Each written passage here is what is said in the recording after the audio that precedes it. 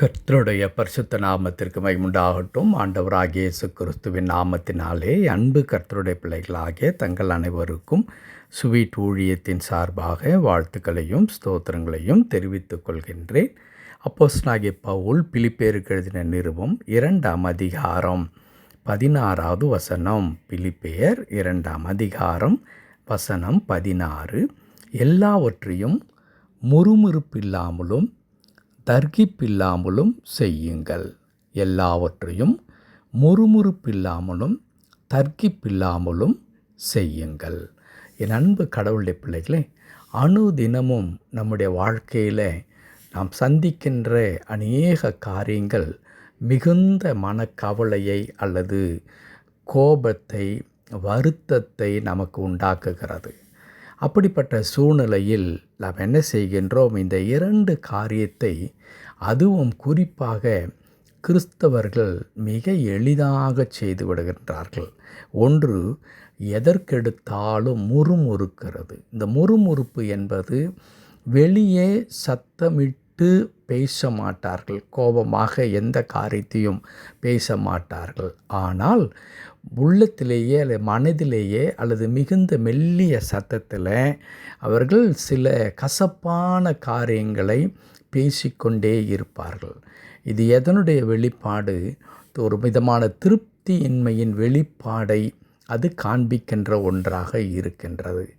எதை குறித்ததான திருப்தியின்மை என்றால், குறிப்பாக அவர்கள் மற்றவர்களை ஒப்பிட்டு, மற்றவர்கள் நன்றாக இருக்கிறார்கள், எனக்கு தான் இப்படி இருக்கிறது, எனக்கோ என் குடும்பத்திற்கோ எங்கள் வாழ்க்கையில் தான் இப்படி நடக்கிறதை தவிர அவர்களெல்லாம் பாருங்கள் நன்றாக இருக்கிறார்கள், ஆனால் அவர்கள் எங்களைப் போல கடவுளுக்கு பயந்தவர்களாக இல்லை, ஆயினும் அவர்கள் வாழ்க்கையெல்லாம் நன்றாக இருக்கிறது, ஏனோ எங்களுக்கு மட்டும் இப்படி நடக்கிறது என்று பிறரை பார்த்து பொறாமை என்று வெளியே சொல்ல முடியாது. ஆனால் அதே நேரத்தில் அவர்களுடைய வளர்ச்சியை, அவர்கள் சுகமாக நலமாக இருப்பதை இவர்களால் ஏற்றுக்கொள்ள முடியாது. ஆகவே அந்த காரியத்தை மிகுந்த கசப்பு நிறைந்த வார்த்தையோடு கூட அவற்றை என்ன செய்வார்கள்? ஒரு விதமான தூஷிப்போடு கூட பேசுவார்கள். இதை தான் முறுமுறுப்பு என்று வேதம் சொல்லுகிறது. இதை அதிகமாக யாருடைய வாழ்க்கையில் நாம் பார்த்திருக்கிறோம் என்றால், இஸ்ரவேல் மக்கள் எகிப்திலே அடிமையாக்கப்பட்டு அங்கே இருந்து விடுதலையாக்கப்பட்டு வனாந்திர வழியாக ஆண்டவர் அவர்களை நடத்தி வரும் பொழுது அங்கே எதற்கெடுத்தாலும் அவர்கள் என்ன செய்தார்கள்? முறுமுறுத்து கொண்டே இருந்தார்கள். கடவுளுக்கு விரோதமாகவும் மோசேக்கு விரோதமாகவும் அவர்கள் முறுமுறுத்து கொண்டே இருந்தார்கள். இன்னொரு காரியம், இந்த முறுமுறுப்பு எதை வெளிப்படுத்துகிறது என்றால், திருப்தியின்மையை வெளிப்படுத்துகிறது.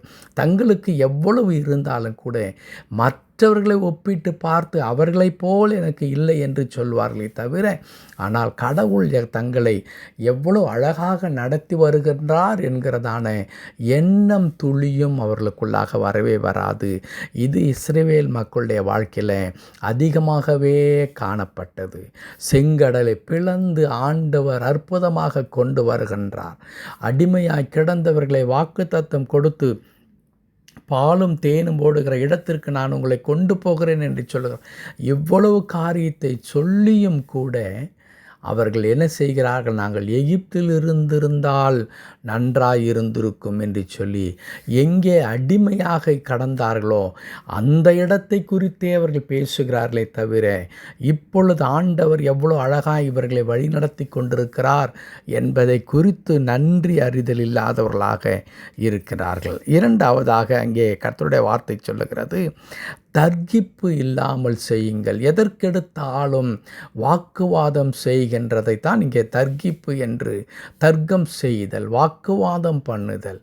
எதற்கெடுத்தாலும் மனிதர்களோடும் வாக்குவாதம் செய்வார்கள், கடவுளோடும் அவர்கள் வாக்குவாதம் செய்து கொண்டே இருப்பார்கள்.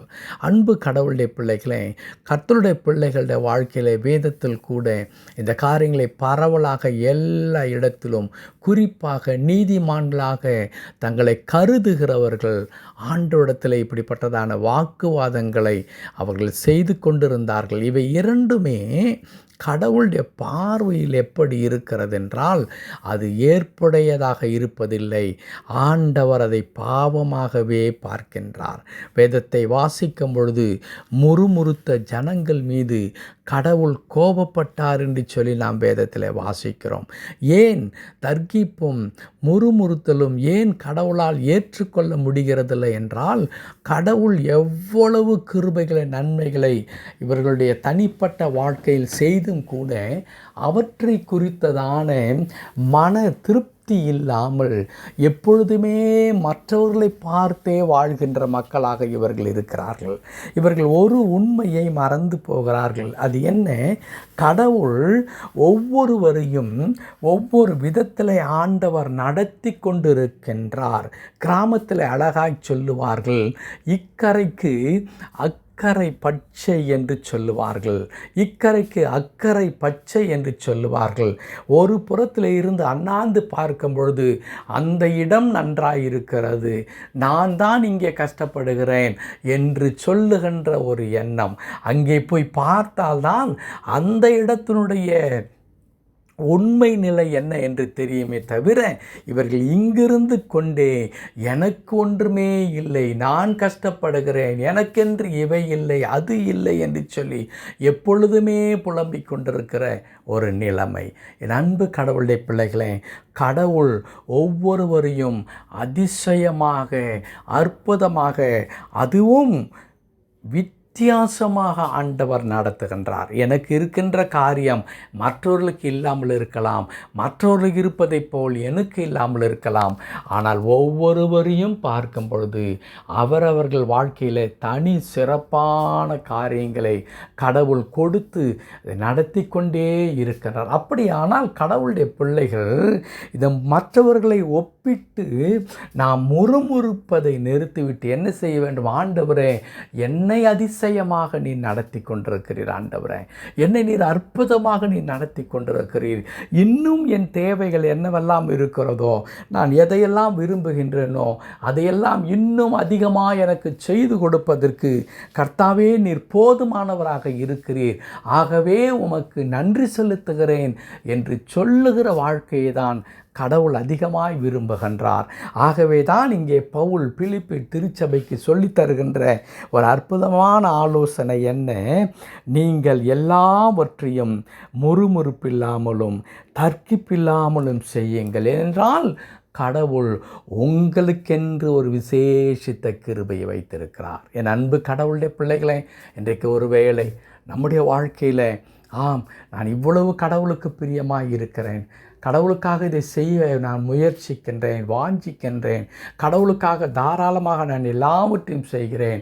ஆனால் ஏன் கடவுள் என் குடும்பத்தில் மாத்திரம் இத்தனை குறைகளை வைத்திருக்கிறார், பிரச்சனைகளை வைத்திருக்கிறார், தடைகளை வைத்திருக்கிறார் என்று நீங்கள் புலம்புகின்ற மக்களாக, வேதனைப்படுகிறவர்களாக, கண்ணீர் வடிக்கிறவர்களாக இருக்கலாம்.